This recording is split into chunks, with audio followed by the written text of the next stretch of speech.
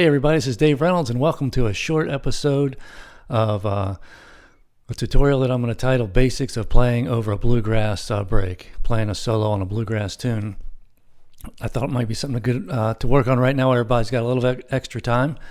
So let's take something in the key of G. That's a great key. As you know, sometimes we can go 2 hours and stay in that key. So let's take the three chords from the key of G. And of course, that's G, C, and D. And if you want to capo at the second fret, you can also get, songs in the key of A that way. You can capo at 4, key of B. You could even stretch it to C if you wanted to. That's a little bit high, but that's why this is a great key to learn in. So, three chords in the key of G are G, C, and D. And I think of the idea of soloing over a bluegrass song as a third element, as really over any song. When you're doing a solo, you're thinking of it as a third element. The first two elements being, one would be the harmony or the chords.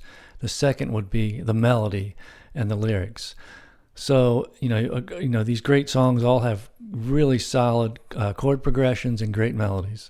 And that's important. So by the time it gets to the solo, as the listener, you've already heard the chord changes, you've already heard the melody, you probably have already gone through maybe a couple of verses and choruses. So as a soloist, you're going to play something new and something interesting to add to what's already been established. And one of the ways that you're going to do that is you're going to represent still in a musical way the chord changes. And you're also going to most likely refer at some point to the melody, to something in the melody. So let's take a look at these chords. So let's say your song is in the key of G, and maybe next time I'll take a particular song so that we can take a look at that. For now, it's just sort of looking at the idea of grabbing a chord and knowing what kind of notes you can use for solos. Then we'll apply it to a song on the next video. So on G, you've got three notes in the chord. So you have G, B, and D. G, you have a B, and you have another G. So there's only three notes in that chord, but you have 6 strings, so some of them will be repeated. So all of those notes are perfectly acceptable. You can use those three notes if you can be rhythmically inventive, then you can come up with something with just those notes. You could do a little finger picking.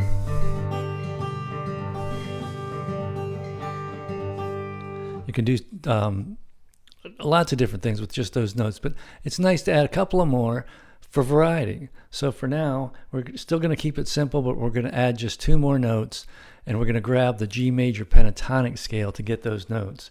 So the G major pentatonic scale, 5 notes, and it's just 2 additional notes to the 3 that we already have from the chord. So we already have G, B, and D.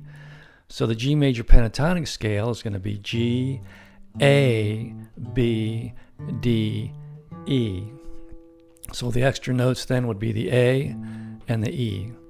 And we can keep going with that scale. It's real easy to get another octave. G, A, B, D, E, G. So when the G chord comes around, you've got all those notes right here underneath the chord that you're already playing.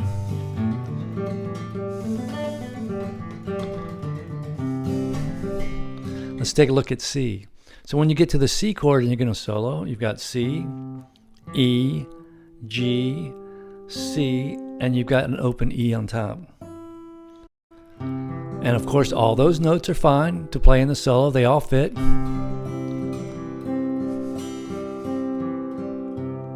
Then we're going to add 2 more notes through the G major pentatonic scale.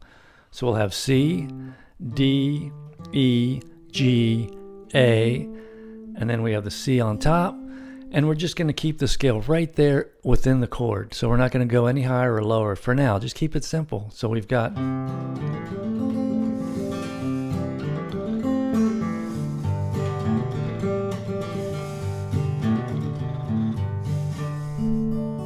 let's do the D chord now. So the D chord is spelled D, F sharp, and A. And all of these notes, we have another D here, all of these notes, of course, are fine for your solo. They all fit. And sometimes you can play 2 notes at a time. That's something that's fun to do. That gives you variety, called a double stop. and then we'll add a couple of more notes from the D major pentatonic scale. D, E, F sharp, A, B, and D. And we'll just keep it right there, one octave. And of course you can grab the F sharp on top since that's in the chord. Otherwise, we'll just stick with this.